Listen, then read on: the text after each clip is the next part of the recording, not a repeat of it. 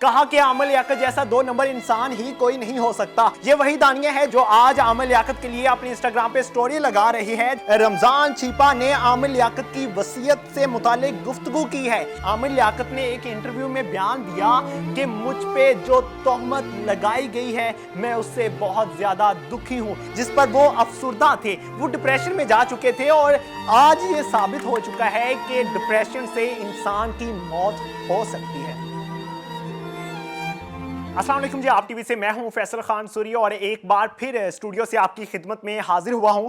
آپ کو اہم اپڈیٹ سے آگاہ کرنا تھا کہ انسٹاگرام پہ دانیہ ملک نے ایک سٹوری لگائی ہے جس میں اس نے لکھا ہے کہ عامر کی موت پر افسوس کا اظہار کرتی ہوں۔ پوری سٹوری میں آپ کو پڑھ کے سنا دیتا ہوں۔ اللہ پاک عامر کی مغفرت فرمائے اور ان کو جنت الفردوس میں اعلیٰ مقام عطا فرمائے، آمین ثم آمین۔ یہ دانیہ ملک جو کہ عامر لیاقت کی تیسری بیوی تھی اور جو کہ طلاق چاہتی تھی عامر لیاقت سے صرف اس وجہ سے کہ ان کے تعلقات خراب ہو چکے تھے، اور اس نے الزام دیا تھا کہ یہ میری نازیبا ویڈیوز بناتا ہے، بنوانا چاہتا ہے، وہ بنا کر سیل کرنا چاہتا ہے اور مجھے کہتا ہے کہ تم جسم فروشی کا کاروبار کرو۔ یہ وہی دانیہ ہے جس نے بہت سے الزامات دیے عامر لیاقت کو۔ یہ وہی دانیہ ہے جس نے کہا کہ عامر لیاقت جیسا 2 نمبر انسان ہی کوئی نہیں ہو سکتا۔ یہ وہی دانیہ ہے جو آج عامر لیاقت کے لیے اپنی انسٹاگرام پہ سٹوری لگا رہی ہے جس میں لکھ رکھا ہے اللہ تعالیٰ مغفرت فرمائے اور جنت الفردوس میں اعلیٰ مقام عطا فرمائے عامر لیاقت کو۔ یہ وہی دانیہ ہے جس نے بہت سے ویب ٹی ویز پہ انٹرویوز دیے اور اس میں کہا کہ عامر لیاقت جیسا کوئی 2 نمبر انسان ہو ہی نہیں سکتا، کیونکہ جو ہمیں عامر لیاقت ٹی وی پر نظر آتے ہیں عامر لیاقت ویسے بالکل نہیں ہیں۔ یہ الزامات تھے دانیہ کی طرف سے جو کہ عامر لیاقت کی تیسری بیوی تھی۔ دوسری انسٹاگرام کی سٹوری ذرا سنیے گا، بہت اہم ہے اور اس میں بہت عجیب سی بات کہہ گئی ہے، سمجھ سے باہر ہے میری، تو سنیے گا ذرا بہت توجہ کے ساتھ۔ آج مجھے میڈیا کے ذریعے معلوم ہوا کہ میرے شوہر عامر لیاقت حسین کی وفات ہو گئی ہے۔ اس خبر نے مجھ پر غم کے پہاڑ گرا دیے ہیں، کیونکہ کچھ دن پہلے عامر کے پرسنل سیکرٹری کی طرف سے مجھے صلح کی دعوت دی گئی، جس پر میں نے ان کی بات مانتے ہوئے مزید پیشی لے لی۔ مجھے بہت دکھ ہے کہ وہ آج مجھے بیوہ کر گئے۔ اللہ میرے مرحوم شوہر کے درجات بلند فرمائے۔ اب اس انسٹاگرام سٹوری کے حوالے سے آپ کیا کہیں گے یہ ہمیں کمنٹس میں بتائیے گا۔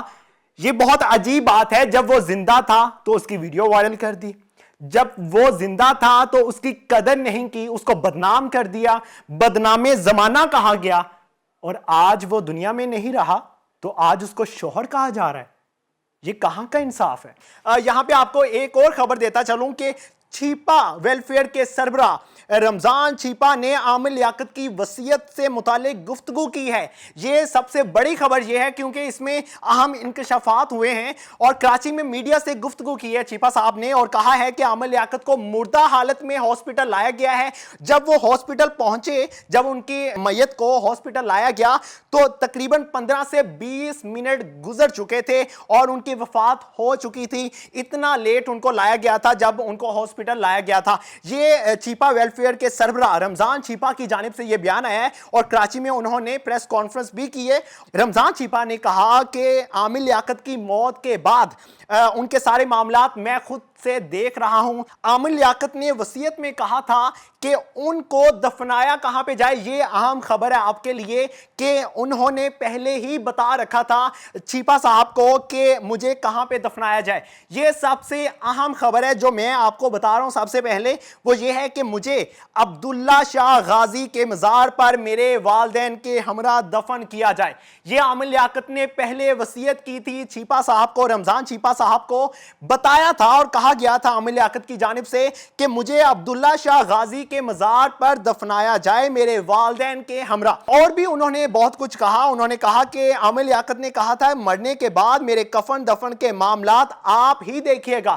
یہ عامر لیاقت نے ذمہ داری دی تھی چھیپا صاحب کو کہ جو کچھ ہوگا، جتنے اخراجات ہوں گے کفن دفن کے، وہ سارے آپ ہی دیکھیے گا۔ یہ بہت بڑی ذمہ داری دے کر گئے تھے چھیپا صاحب کو۔ واضح رہے کہ عامر لیاقت آج انتقال کر چکے ہیں کراچی में, और मुलाजमीन का कहना है, जो मुलाजमीन ने बयान दिया है मीडिया को, उनका कहना है कि काफ़ी दिनों से आमिर लियाकत के सीने में दर्द हो रहा था। आमिर लियाकत को कहा गया था कि आपको हॉस्पिटल ले जाते हैं, लेकिन आमिर लियाकत इनकार कर रहे थे। उनका कहना था कि मुझे किसी हॉस्पिटल नहीं जाना, मैं बिल्कुल ठीक हूं, मुझे कुछ नहीं होगा, मैं बिल्कुल ठीक हूं। आमिर लियाकत की एक वीडियो बहुत गर्दिश कर रही है अब इस टाइम सोशल मीडिया पे। वो वीडियो ये है जिसमें आमिर लियाकत दुख का इजहार कर रहे हैं, दुनिया से तंग आ गए थे। आमिर लियाकत ने एक इंटरव्यू में बयान दिया कि मुझ पे जो तोहमत लगाई गई है मैं उससे बहुत ज्यादा दुखी हूं। ये एक सीनियर एंकर को वेब टीवी पे इंटरव्यू देते हुए उन्होंने बयान दिया था कि मुझे सिर्फ इस चीज का दुख है कि मुझ पे तोहमत लगाई गई है, मुझ पे इल्जामात लगाए गए हैं, वो भी झूठे। शायद वो वाजिया बता रहे थे कि वो दुनिया से तंग आ चुके हैं, उन पर बहुत ज्यादा झूठी तोहमतें लगाई गई हैं, इल्जामात लगाए गए हैं। फिर उनकी दानिया की जानिब से वीडियो वायरल की गई जो कि बढ़ाना थी। इंतहाई अफसोस की बात थी कि उनकी बीवी की ही जानिब से, जिसको अभी तलाक नहीं दी थी आमिर लियाकत ने, उसी की जानिब से आमिर लियाकत की एक बढ़ाना वीडियो भी वायरल की गई जिस पर वो अफसुर्दा थे, वो डिप्रेशन में जा चुके थे। और डिप्रेशन में गया हुआ इंसान कभी